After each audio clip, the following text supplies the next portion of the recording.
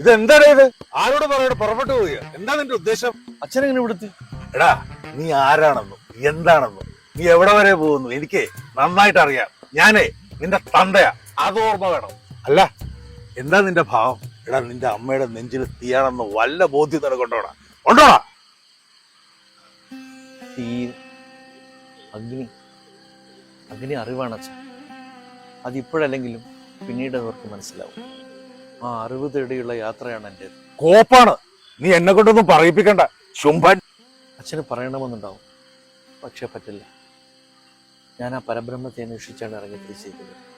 എല്ലാം തുടങ്ങുന്നതും ഒടുങ്ങുന്നതുമായ ആ നിത്യചൈതന്യം. നീ ഭ്രാന്ത് പറയാതെ പുറപ്പെട്ടു വന്നേ. ഇപ്പൊ പോയാല് ഊണിന് മുമ്പ് വീട്ടിലെത്താം.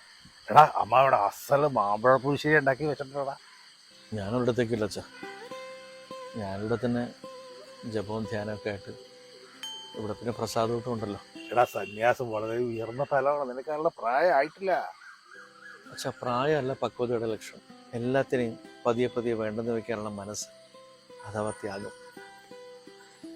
എല്ലാ രസങ്ങളെയും വേണ്ടെന്ന് വെക്കാനുള്ള ഉറപ്പുള്ളൊരു മനസ്സ്. അതവിടെ വെക്കട്ടെ. നീ എന്താ നിന്റെ ഫോൺ ഓഫ് ചെയ്ത് വെച്ചേക്കണേ?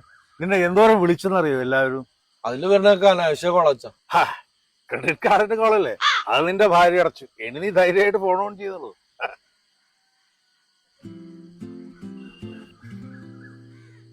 നല്ല ഫിൽട്ടർ കോഫിയുടെയും മസാല ദോശയുടെയും മണം.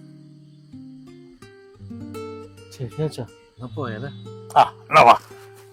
അച്ഛാ, മാമ്പഴ പുളിശ്ശേരി ബാക്കിയുണ്ടോ? പിന്നെ അത് ഇഷ്ടംപോലെ. ഉറപ്പല്ലേ അച്ഛാ? പിന്നെ വയറ് നിറച്ച് കഴിക്കാം.